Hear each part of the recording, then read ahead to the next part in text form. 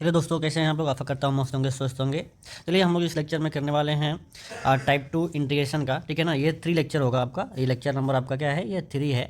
इसमें हम लोग जानेंगे प्रतिस्थापन विधि से समाकलन कैसे करते हैं। ठीक है ना, how to integrate by substitution. देखिए सब्स्टिट्यूशन में ये अगर एनसीईआरटी की बात करें, ठीक है ना, अगर एनसीईआरटी की बात करें तो हम लोग क्या है एक्सरसाइज 7.2 करने वाले हैं। ठीक है, तो इसमें जो भी मेथड है उसको अगर मेथड को समझ जाते हैं तो कोई भी सवाल आपको बहुत ही आसान लगेगा। चलिए वो मेथड जानते हैं कि वो मेथड आपका क्या है। ठीक है, ये मेथड क्या है इसको हम लोग जान लेते हैं। ठीक है, मेथड ये है कि सबसे पहले आपको एक सवाल दिया रहेगा। ठीक है ना, I equal to f x d x. ठीक है, अब ये समाकलन के इस विधि में यानी प्रतिस्थापन विधि में हम बात करें तो y इक्वल टू जो एफ एक्स दिया हुआ है, अगर मैं आपसे बात करूं कि इसका वेरिएबल क्या है तो यहाँ पे वेरिएबल क्या है आपका, वेरिएबल है, वेरिएबल क्या है, वेरिएबल आपका यहाँ पे x है। अगर इस वेरिएबल को अगर दूसरे वेरिएबल में कन्वर्ट करना है, ठीक है ना, अगर दूसरे वेरिएबल में कन्वर्ट करना है, लाइक आपका ये t हो गया, तो उसको हम कहेंगे क्या, सब्स्टिट्यूशन मेथड। तो उसको सब्स्टिट्यूशन मेथड से ही हम लोग इसका इंटीग्रेशन करेंगे। तो ये x का फंक्शन है, ठीक है ना, ये x का फंक्शन है, हम चाहते हैं कि ये t का फंक्शन बन जाए। ठीक है, तो क्या करेंगे, जो भी इसमें सवाल यानी x होगा उसको हम क्या करेंगे, उसमें जिससे फ़ायदा होने वाला हो उसको हम क्या मान लेंगे, टी का फंक्शन मान लेंगे, मतलब वो जीटी हो जाएगा। तो हम क्या करेंगे, सबसे पहले जो भी इसमें एक्स है उसको क्या मान लेंगे, जीटी मान लेंगे। ठीक है, अब जीटी मान लेंगे और उसके बाद लिखेंगे differentiating both side with respect to X with respect to T, यानी जिसके जो टी माने ना उसके रेस्पेक्ट में इसको डिफ्रेंशिएट करेंगे। जैसे एक्स का डिफ्रेंशिएशन टी के रेस्पेक्ट में D X by D T equal to ये जी का टी के रेस्पेक्ट में क्या हो जाएगा, डी जी डैश टी हो जाएगा। ठीक है ना, अब देखिए ध्यान से आगे क्या होता है, या अब क्या करना है, आगे ये dx का मान निकाल लेने हैं। आपको क्या करने हैं, dx का मान निकाल लेने हैं। तो ये dt क्या हो जाएगा, इधर डिवाइड में है तो इधर जाके क्या हो जाएगा, मल्टीप्लाई में हो जाएगा। ठीक है ना, तो यहाँ पे मल्टीप्लाई में हो गया। ठीक है, अब आगे देखिए, अब आपको क्या करना है, कह रहा है कि put the value of dx, यानी जो dx का वैल्यू है वो कहाँ पुट करेंगे हम, इक्वेशन फर्स्ट में। इक्वेशन फर्स्ट कहाँ है, तो इक्वेशन फर्स्ट यहाँ पे है, देख लीजिए। x की जगह पे क्या करेंगे, x की जगह पे उसका x का मान रखेंगे, मतलब ये gt रखेंगे, और जो dx है उसके जगह पे हम क्या रखेंगे, dx का मान रखेंगे, ये जो समीकरण नंबर 2 में दिया हुआ है। तो चलिए जब वैल्यू को पुट करेंगे तो ये आपके सामने ये बन जाएगा, ये पहले क्या था, ये एफ एक्स डी एक्स था ना, तो जैसे अगर मैं बात करूँ, ये आपका इंटीग्रेशन था एफ एक्स डी एक्स, तो ये हो जाएगा आपका, ये इंटीग्रेशन ऑफ एफ, ये एक्स को हम क्या माने हैं, जीटी माने हुए हैं। ठीक है ना, एक्स को क्या माने हैं, तो आपका जीटी माने। ठीक है, ये आपका जीटी हो जाएगा। ठीक है, तो यहाँ पे हम क्या करेंगे, एफ के अंदर में हम क्या करेंगे, ये जीटी को रख देंगे। ठीक है, ये जीटी को रख देंगे, और dx का यहाँ पे क्या मान है, देखिए ये dx का मान जो हम निकाले हैं, तो dx का मान यहाँ पे रख देना है आपको, क्या dx का मान रख देना है जो आपका समीकरण नंबर 2 में आप निकाले हो। तो यहाँ पे हमने जी डैश टी इंटू रख दिया। अब क्या करेंगे, इसको हम सॉल्व करेंगे, जो भी आप लेक्चर नंबर 1 से लेकर के आपका 2 में पढ़े हैं ना, उसके वजह से उसके आपका यूज करके इसको इंडिकेट कर देंगे, बड़ा आसानी के साथ सॉल्व हो जाएगा। तो चलिए आइए हम थोड़ा सा इसका एक ब्रीफ देते हैं कि आपको क्या करना है। मेन है कि आपको कैसे सोचना है, सबसे आसान तरीका। ये तो आपका मेथड था, ये तो आपका क्या था, मेथड था, जो आपको समझ में आया हो, अच्छा नहीं आया बस उसकी ओर ध्यान मत दीजिए। मेरे बात का एक बात समझ लीजिए, बहुत सिंपल सी बात है कि अगर देखिए, जो अगर सब्स्टिट्यूशन से होने वाला कोई सवाल होगा ना, तो यहाँ पे एफ एक्स दिया होगा और उसी के, ठीक है ना, उसी के बगल में उसका डिफ्रेंशिएशन डायरेक्टली या इनडायरेक्टली दिया होगा।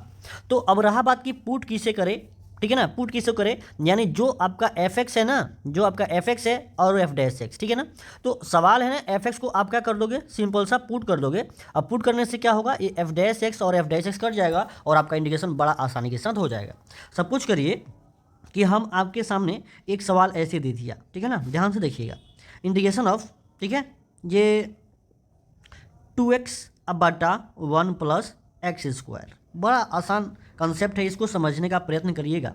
अगर हम आपको ये सोचने पे मजबूर करें, ठीक है, कि इसमें फंक्शन किसको माना जाए और एफ डैश एक्स किसे माना जाए, तो आप ध्यान से दीजिए, देखिए ये जो आपका 1 प्लस एक्स स्क्वायर है, थोड़ा दिमाग लगाइए, चाहे देखिए ध्यान से, 1 प्लस एक्स स्क्वायर को अगर हम क्या मानते हैं, अगर ये एफ एक्स मानते हैं, तो अगर एफ डैश एक्स करेंगे, डिफ्रेंशिएट करेंगे, तो ये 1 का 0 हो जाएगा और एक्स स्क्वायर का 2x हो जाएगा। तो आपके ये दिमाग में बैठ गया होगा, यानी एफ डैश एक्स जो है वो कितना हो गया, आपका 2x हो गया। इसका मतलब ये हुआ कि ये आपका क्या है, ये एफ डैश एक्स है और ये आपका एफ एक्स है ना। तो इसी प्रकार से आपको ध्यान देने हैं कि कौन डिफ्रेंशिएशन है और कौन उसका क्या फंक्शन है। ठीक है, आपको ध्यान देने हैं। चलिए अब सवाल हम लोग करते हैं। पहला सवाल है आपके सामने कि साइन mx का इंटीग्रेशन कैसे करिएगा। तो साइन mx का इंटीग्रेशन करने के लिए थोड़ा सा इसको हम साफ कर देते हैं और ध्यान से इसको समझते हैं। ठीक है, चलिए ध्यान से देखिए, ये क्या करेंगे, साइन mx को इंडिकेट करना है। तो आपको देखिए साइन के अंदर में क्या है, ये mx है, तो उस mx को हमने क्या किया, पुट कर लिया t। ठीक है, अब क्या करना है, रूल क्या है, differentiating both side with respect to t। ठीक है, तो ये हो जाएगा m dx by D T equal to 1। ठीक है, यानी m x का differentiation dx by D T और t का डिफ्रेंशिएशन t के रेस्पेक्ट में 1 हो जाएगा। अब यहाँ बोले हैं ना dx का मान निकालना है, तो dx का मान निकालेंगे तो ये m आके डिवाइड कर देगा, तो 1 बाई एम डी टी हो जाएगा। ठीक है, output value of dx in equation first. ध्यान से देखिएगा, ये एनसीईआरटी के एग्जाम्पल का सवाल है। अगर आप बुक खोलिएगा तो आपको ये दिख जाएगा सबसे पहले। ठीक है, तो dx का मान आप निकाल लिए। अब क्या किसकी बारी है, put the value of dx in equation first. देखिए इक्वेशन फर्स्ट है, ये है i equal to integration of क्या हो जाएगा, ये साइन t, क्या हो गया ये साइन t इन टू। ठीक है, अब dx का मान जो है, देखिए dx का मान कितना है, 1 by M I into D T, ये रख दिए। इससे क्या फ़ायदा हुआ, ये 1 बाई जो m है ना, ये कांस्टेंट है, ये क्या है, कांस्टेंट है। तो कांस्टेंट क्या हो गया, कांस्टेंट निकल जाएगा बाहर। तो कांस्टेंट बाहर निकल गया तो इंटीग्रेशन किसका होगा, केवल साइन टी डी टी का। और साइन का इंटीग्रेशन तो आपको पता ही है, माइनस कॉस टी अब प्लस के होता है, क्योंकि आपको ये फॉर्मूला ही होता है डायरेक्ट। तो -1 बाई एम कॉस टी, और लास्ट में क्या कर देना है, कॉस टी के जगह पे जो आपका उसका वैल्यू है उसको रख देना है। तो आइए देखिए कितना आसानी के साथ इसका आंसर आपका आ गया, -1 by M cos M X plus K. ठीक है ना, क्या आपको समझ में आया है, सिंपल सी बात है। अगर कोई सवाल आपको ऐसे दे दे तो क्या करना है, जो उसके अंदर में फंक्शन है उसको टी मान लेना है। क्या मान लेना है, उसको टी मान लेना है। टी मानने के बाद डिफ्रेंशिएटिंग करना है both side with respect to T, यानी जिसको टी माने हैं उसके रेस्पेक्ट में डिफ्रेंशिएट करिए और यहाँ dx का मान निकाल लीजिए। dx का मान निकालने के बाद ये समीकरण एक में put the value of equation dx in equation first, उसका वैल्यू आप क्या करो, आप उसमें रख दो, समीकरण एक में रखने के बाद क्या होगा, ये sine T 1 by M D T हो गया। अब 1 बाई एम कॉन्स्टेंट है, ये कॉन्स्टेंट है तो उसको बाहर निकाल देंगे, यहाँ आ जाएगा वो। यहाँ आने के बाद साइन टी का इंटीग्रेशन आपको पता है माइनस कॉस टी होता है, तो माइनस बाहर निकल जाएगा, तो -1 by M cos T plus K हो जाएगा।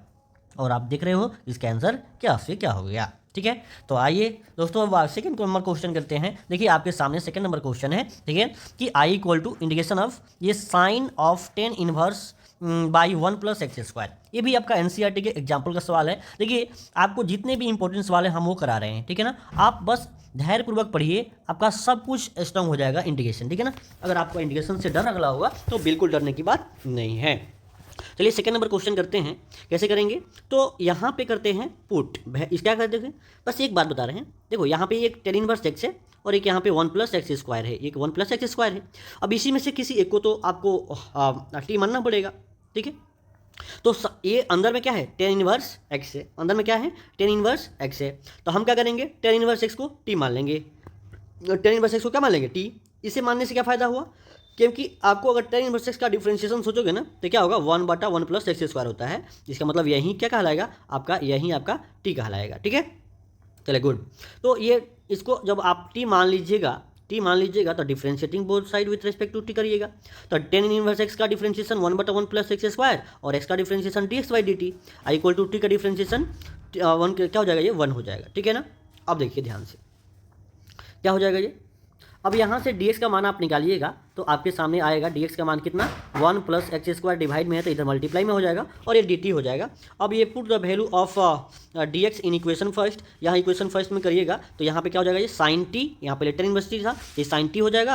अब बटा 1 प्लस एक्स स्क्वायर हो गया। देखिए यहाँ पे जब आप पुट करोगे इसको टी मानोगे तो ये क्या हो जाएगा, साइन टी बटा 1 प्लस एक्स स्क्वायर, तो साइन टी बटा 1 प्लस एक्स स्क्वायर हो गया। इंटू में ये dx का मान कितना है, तो 1 plus x square into D T. अब ये वाला क्या हो जाएगा, कट जाएगा। कटने के बाद आपके सामने ये आ जाएगा, केवल बचेगा साइन टी डी टी। देखिए कितना आसान हो गया है ना, साइन का इंटीग्रेशन कितना होता है, माइनस कॉस टी प्लस सी, और इसके बाद टी का वैल्यू आप रख दीजिएगा तो माइनस कॉस, ये टेन इनवर्स एक्स प्लस सी हो जाएगा। एकदम आसानी के साथ आंसर आ गया। चलिए अगला सवाल देखिए, थर्ड नंबर सवाल है। थर्ड नंबर आपके सामने सवाल आया कि आपको इंडिकेट करने हैं किसको, इंटीग्रेशन ऑफ 2x बटा 1 प्लस एक्स स्क्वायर, जो हम एग्जाम्पल में समझाए थे आपको। कैसे करिएगा इसको, बस देखिए 1 प्लस एक्स स्क्वायर का डिफरेंशिएशन क्या है, 2x होता है। अब नहीं पता है तो 1 प्लस एक्स स्क्वायर का डिफरेंशिएट करके देख लीजिए। देखिए आपको मैं कहा ना कि अगर f डैश एक्स हो उस सवाल में और f x है तो आपको किसको टी मानना है, एफ एक्स को ही टी मानना है, इसको टी मानना है, क्योंकि ये तो कट जाएगा। तो देखिए इसको हम टी मान लेंगे, इसको टी मान लेंगे तो इसका डिफ्रेंशिएशन ये 2x आएगा जो कि कट जाएगा, यानी अपने आप में टी में बदल जाएगा। तो हमने 1 प्लस एक्स स्क्वायर को क्या किया, टी मान लिया। अब differentiating both side with respect to T करेंगे तो ये हो जाएगा 1 का डिफ्रेंशिएशन 0, एक्स स्क्वायर का 2x और ये dx by D T equal to 1। अब ध्यान से सुनिए, ये 2x dx इक्वल टू क्या हो गया, ये dt, 2x dx equal to क्या हो गया, ये dt, यानी dx का मान निकल गया कितना, dt बाई 2x। अब क्या करेंगे, put the value of dx in equation first, यानी अब इसमें जो फर्स्ट इक्वेशन है उसमें हम क्या करेंगे, dx का मान रख देंगे।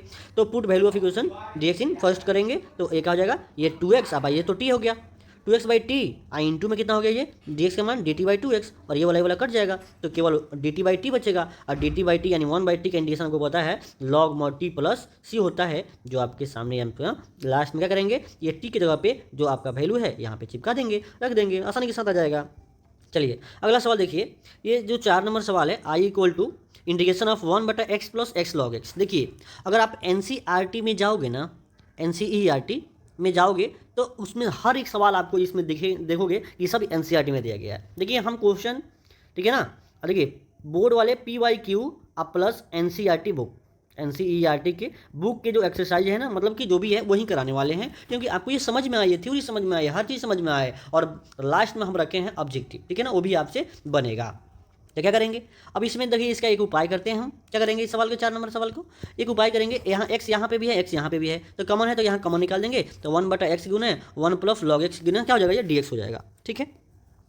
तो अब क्या करेंगे, 1 प्लस लॉग एक्स को हम टी मान लेंगे, 1 प्लस लॉग एक्स को क्या मानेंगे, टी मान लेंगे। अब differentiating both side with respect to क्या, टी करेंगे तो 1 का डिफ्रेंशिएशन 0 और लॉग एक्स का डिफ्रेंशिएशन 1 बाई एक्स और dx बाई dt। अब यहाँ पे dx का मान कितना हो जाएगा, तो dx का मान हो जाएगा x dt हो जाएगा। अब इसका मान हम क्या करेंगे, यहाँ रख देंगे, ये समीकरण नंबर 1 में रख देंगे। तो बताइए 1 ये x इंटू टी, ये आपका क्या हो जाएगा, ये x dt, तो x और ये वाला क्या हो जाएगा, कट जाएगा। अब केवल 1 बाई टी dt बचेगा, 1 बाई टी dt बचेगा, तो 1 बाई टी का इंडिकेशन तो लॉग मॉड टी होता है, और लॉग और टी का मान कितना है, टी का मान देखिए, टी किसको माने थे आप, देखिए ऊपर देखिए टी का मान कितना है, ये टी का मान कितना है, टी का मान 1 प्लस लॉग एक्स है, तो यहाँ पे 1 प्लस लॉग एक्स चिपका दीजिए, बस इसका आंसर आपका आ जाएगा। देख लीजिए, ये थोड़ा सा एक बार अपने से करके देखिए, बड़ा आसान होगा, ये समझ में भी आएगा। तो 5 नंबर देख लीजिए, 5 नंबर क्या है, i equal to root under ax plus B, इसका इंडिकेशन आपको करने हैं। तो इसका इंडिकेशन कैसे करिएगा, बस अंदर वाले को टी मान लीजिए, अंदर वाले को क्या मान लीजिए, टी मान लीजिए। तो ax प्लस बी को टी मान लीजिए। अब differentiating both side with respect to T, तो a इंटू एक्स का differentiation dx by D T plus B का 0 और टी का डिफ्रेंशिएशन 1, तो dx का मान कितना हो गया, ये dt बटा a हो गया, dx का कितना हो गया, ये dt बटा a हो गया, यानी i का वैल्यू कितना आया, ये देखिए, तो i का वैल्यू अब हो जाएगा समीकरण नंबर 1 में रख दीजिए इसको, तो ये हो जाएगा, मतलब कि ये समीकरण 1 हो गया ना, अब समीकरण 1 हो गया और ये dx का मान समीकरण 2 हो गया। अब ये समीकरण 1 में 2 का मान रख दीजिए, तो ये हो जाएगा रूट अंडर, इसका मान क्या रखें, टी, तो ये dt by A, 1 by a constant, T 1/2 का इंडिकेशन तो आपको करना आता है, पावर ये x के पावर n का इंडिकेशन आपको पता होगा, क्या होगा, ये x के पावर n प्लस 1, अब बताइए n प्लस 1 होता है ना, उस हिसाब से। अब देखिए ध्यान से क्या होगा ये, ठीक है ना, बड़ा सिंपल सी बात है, इसको ध्यान से देख लीजिएगा आप।